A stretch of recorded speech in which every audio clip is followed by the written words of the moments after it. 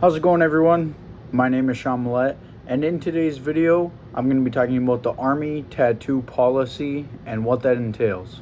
As of today, we are at 975 subscribers. We are trying to get to our goal of 1,000 subscribers. So if you have not done so, please subscribe. Or if you already have, tell a friend, a family member. We're trying to hit that as soon as possible. Also, comment something down below if you have any questions pertaining tattoos in the military or just anything military or Army related, whatever that might be. And also, make sure you leave a like on this video.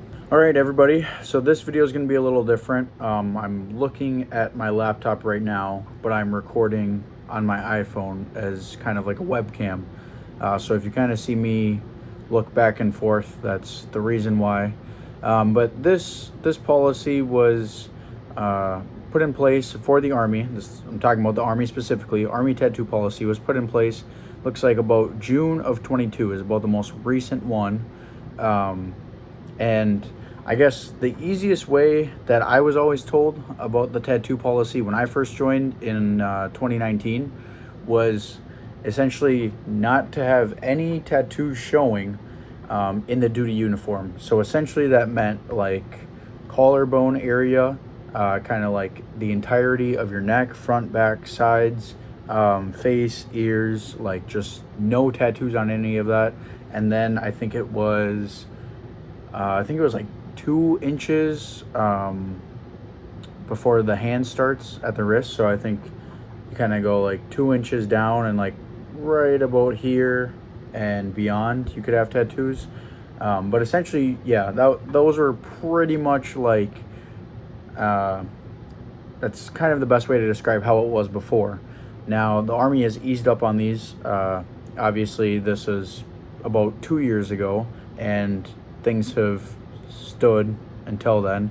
But let's just read at some of these. So essentially the biggest thing of all this, as it says, is recruits and current soldiers can now have tattoos on their hands, the back of their ears, and back of their necks. Those are all things that you could not do beforehand. The Army will now allow soldiers to have 1 tattoo on each hand that does not exceed 1 inch in length. So a really small tattoo on each hand. Not many options there. I guess it doesn't really say width, so I guess do with that what you will. But it sounds like a small tattoo on each hand is what's allowed. What else does it say here? It says soldiers also have the option to place 1 tattoo no larger than 2 inches on the back of their neck. So yeah, I don't know if that's like 2 inches by 2 inches, or I guess I would say maybe. It says in length for the hands, and then it says what does that say? 2 inches on the back of the neck, on the back of their neck. So I would assume that would be 1 inch by 1 inch and maybe 2 inch by 2 inch, maybe. So really, I mean, in terms of tattoos, very small tattoos, nothing crazy here. Let's see, and then it says, and 1 inch long tattoo behind each ear.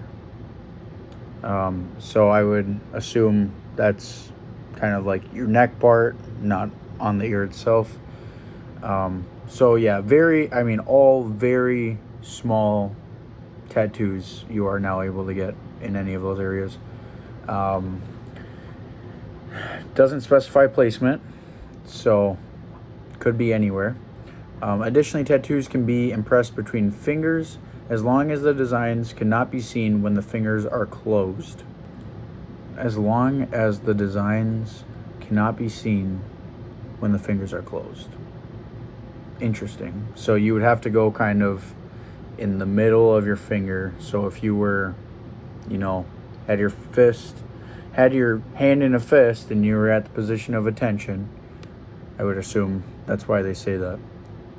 Previously, recruits who had tattoos in these areas had to file for a waiver, had to file waiver exceptions, and sometimes had to wait weeks before they could be processed into the service.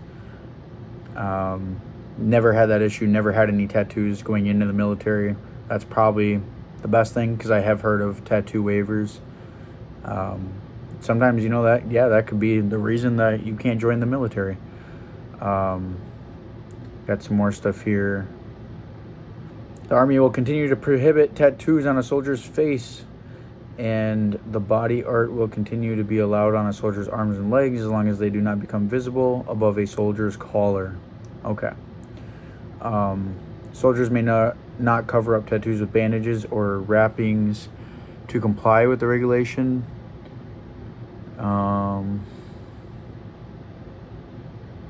What else do we got here?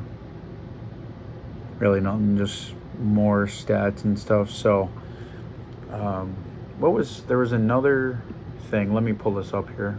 All right, so I'd seen some people pull up this graphic when that policy got updated. Let's see what it says here. 3 new options: tattoos. Oh, 1 ring tattoo per hand is still allowed. So I guess that was something you could have done before. Interesting, I did not know that. The tattoo behind the ear is permitted. Yeah, 1 inch in measurement in all directions. 1 inch in measurement in all directions. 2 inches, yep, in all directions. So that makes sense. The neck tattoo on the back of the neck cannot extend to the sides of the neck and cannot be visible from the front or the sides. That's interesting. There's so many things in play here.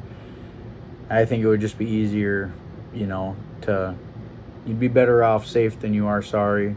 So either get very, very small tattoos in these areas or just don't get them at all. That's my best advice. Prohibited. No tattoos can represent racism, discrimination, indecency, extremist or supremacist philosophies, lawlessness, violence, or are sexually explicit. Yep, sounds about right. So those are changes that were made 2 years ago, but I wanted to come on here and just make everyone aware of what those changes were, because some people don't even know what the current Army regulations for tattoo policy is. So I figured I would just make things clear. Hopefully I answered some questions. If you still have any questions, comment something down below. I'll do my best to answer those. And I think that's really it. The Army tattoo policy, that's what we went over. My name is Sean Millett. We're trying to get to 1,000 subscribers, so please help me out with that one there. And I will see you in the next video. Peace out.